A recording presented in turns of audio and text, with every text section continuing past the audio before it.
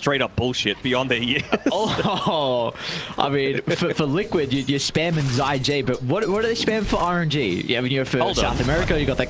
Something else that they're doing is switching up these lanes here. Insania and MATUMBAMAN, they're top against this Terrorblade. So, a little bit different. I mean, the Quill Spray isn't going to be massively effective against the Terrorblade, I suppose, but it does make this change up a little bit weird as well. You've also got Kaka up here with the TB2, so they scouted out the fact that this change up had happened, and it means that Xnova is going to be able to follow Zai around, so well done by RNG. Okay, so it means Arna's going to get a lot of farm top. There's nothing Bristol's going to be able to do to deal with the Terrorblade. He's got a crap load of armor. And I think has he got stick coming up? Yeah, he's got stick them down bottom. You expect that to be the case in any Viper lane, right? Except maybe a Razor plus an aggressive support, but Abaddon just isn't that. Speaking of the Razor itself, he's going to go on again. Level 3 as well on Zai, so he's going to be dumping it a little bit more of that poison damage.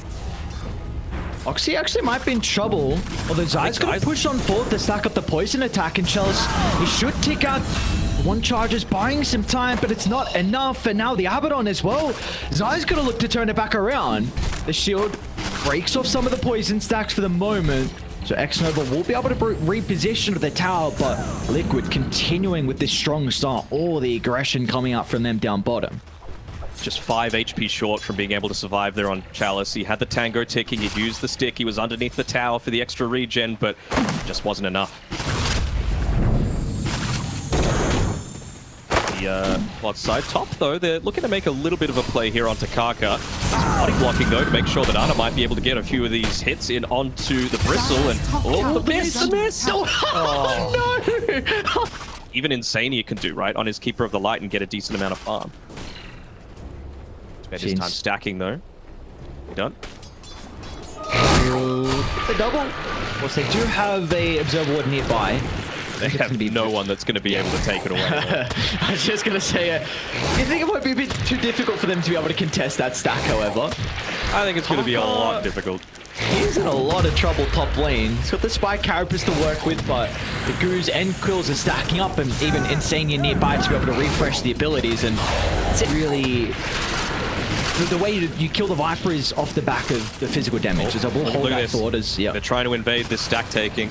If they can get this kill onto MATU and steal some of that farm away, that'd be huge, kill. But I don't think they'll have the damage. Yeah, Zai putting himself up on the top side, shoving out the wave as much as he can with that Nether Toxin. Still feel like they need a little bit more damage. Even popping the Unleashed to potentially take out this Roche a little faster. Looks like they're ready to make the rotation through on RNG. With the smoke, 5 men. They don't have the Dream Call yet, though, on Somnus. We want to see if you can try and take out Boxing. I think that's the great start. Scout him out. Parker's going to look to move facing as well. Matu's in trouble with Arna's damage. Matu should go down to start the fight. That is a perfect start for RNG, but Liquid, they're looking to hit back.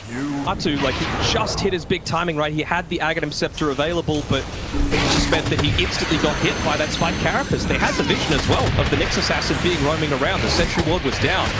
Somnus should still be fine, although Matu, with the highly skilled QW spam coming out, trying to take out Xnova. Somnus has to be careful here. Looks like they'll be able to secure 1 kill at least, but... Really important to enable Matu just to beeline into the middle.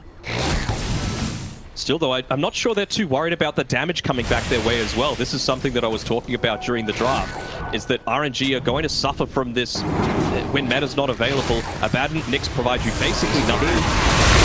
The Remnant, they get the stun for what? Mickey's in trouble.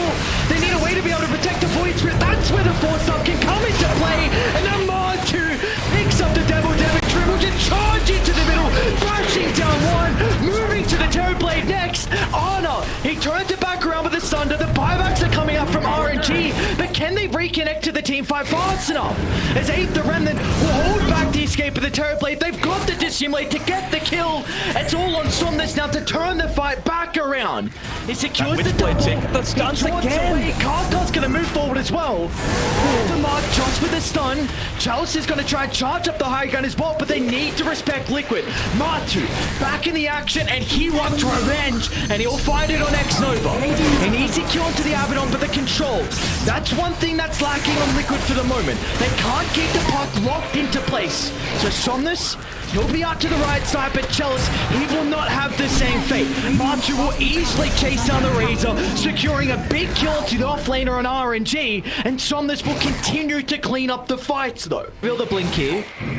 Nice read. Just escapes, looking to connect back with his team. Insane is going to drop the ward down.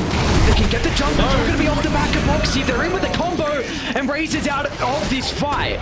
There's a MATU. He can chase down for some more targets. They have any stuns? They do not. So X-Nova, successful TP out. Like that with MATU. Mid lane. Somnus. You're off on cooldown now as well. The Aeon's going to look to buy him a little bit of time. The follow-up probably isn't going to be there as Boxy has already used the stuns to be able to catch up. Into that Aghanim Scepter on Zai. Just continuing to see the items now that RNG can pick up. Now that they've found a little bit of space across the map, X-Nova might be egregious. MATU, that one hit just takes away a third of his health. Awaits the ultimate. 25 yet.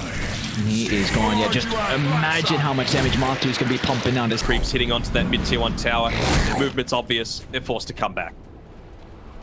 Now for Liquid, you gotta be cautious because Insane. Oh, Kaka just misses the stun, and now it's gonna be inside the base with no follow-up. But RNG, they just beeline to the middle. They're gonna make sure Kaka does not go down without any assistance. Arna's in trouble though. And Simon the last second finds some time, and MATU with the bashes. The bishop blade as well, but Arna's gonna be able to get some distance thanks to the terror wave. He'll turn to kill a MATU.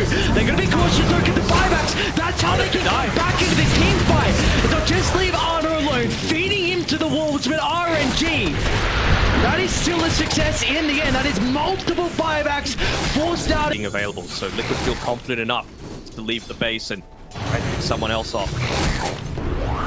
And now the Fox to shove out mid. They're gonna see Kaka. Alright. So I'm just gonna try and counter initiate as well. A Cold's gonna hold them back for the moment. Chalice wants to enter the fight. Mickey's gonna make sure that's not a possibility. Now with the Viper Strike, Chalice has got X-Nova playing behind him, but the Aphotic Shield will only delay the inevitable, making MATU more angry. He wants to take it out onto Somnus, but Abash will not be lucky enough to hold down the puck. Somnus, they got the Yules. He's got the Aeon Disc to play with. That should be enough to get him out of... How did he get out of the Remnant? So, Hex is there. Way back into the Hex. Still is going to be playing with the Aeon Disc. MATU needs to try and get him with the Abyssal Blade. A little bit too far away, however. Somnus! Not again! No way! Somnus is a baller. This guy is nuts. To see him back. Would have been able to catch him out there. That does give them a... give Liquid any breathing room. Big ward inside the base for RNG. They're dipping it out. They have confirmation with the sentry there. Bit difficult to move up and D-ward though. RNG got some extra territory up, and meanwhile they're going to be cautious. And then Toxin instantly with his spike carapace gives them a window to get rid of Zai. And now Chalice is going to look to charge in the middle as well. However, with the buyback coming up from Zai, the Scepter on the Viper Strike is going to slow them down through the BKB, but Arna is just pushed off towards the middle of it all, under the T4 towers, and Sunder's going to come out, so we'll look to turn to deal with Mika, but MATU's gone unaddressed in his team fight so far. Let's secure the first kill to Chalice. It's going to look to turn to try and deal with X-Nova as well, as 2 hits down the Abaddon. No messing around for MATU's damage. They still have to respect RNG. Arna is no joke on this Terror Blade. There's the counter. Instant silence to the stun, but MATU's in once again. Amanda's going to buy some time for Arna. He's got the second life to play with. It's only going to make him with Somnus to protect Arna's life. And it looks like there's nothing the puck can do to keep Arna alive long enough to find the Sunder. Winnable. Men are up in 30. They're going to buy back on everyone else. Do you stick around, Liquid? What's the call? Might just charge it, X-Nova. That's going to be in, trying to get rid of the mana. The buyback's going to come out, but then MATU looks like the rest of Liquid. It's going to leave MATU on an island. The BKB Satanic is back up to full health, but there will no one be around to capitalize on this opportunity. There's the call. Just wondering if Charles is going to sell those power treads, considering he's holding onto the force boots. He's got a lot of gold to potentially get into that next item for himself. We're going to see a snowball. Foxy's going to get the jump. They want to try and target down the Abaddon for the moment. Meanwhile, Arno off the right side as well. MATU's going to try and charge on full. Abyssal laid out for the moment. Arno, can he get a Sunder target? He's trying to stand his ground. Mano What a stun. hates the Bristleback, and they'll turn around. MATU tries to pop this and get a little bit of bonus hold back. Mickey's going to be with the combination as well as Arno's down. That's the dieback and a liquid. An incredible opportunity to take this game one. Coming back from near death. As they're on the hunt, pursuing more RNG. You need to retreat as a team as Somnus and Chalice in combination together. The teammates are back in. They'll get rid of Marcy, but MATU, he wants to take them out of this game. How the lane's looking. Mickey's doing his best to try and shove that middle one in. They've even got the Book of the Dead. It's doing work. It's shoving in the lanes a little bit more. This is going to be... This could be it. A miracle hold from RNG. Chalice is like, look at me, don't look at the base. And Chalice, he's separated MATU. He's onto X-Nova as well. Mickey's got the damage. Somnus is looking to make some space. They won't be able to keep up to him. But meanwhile, MATU is just onto the throne. They've got the glyph to hold them back, and they've done it. Liquid have done it. They've come back 60 plus minutes to take game one over RNG. Oh.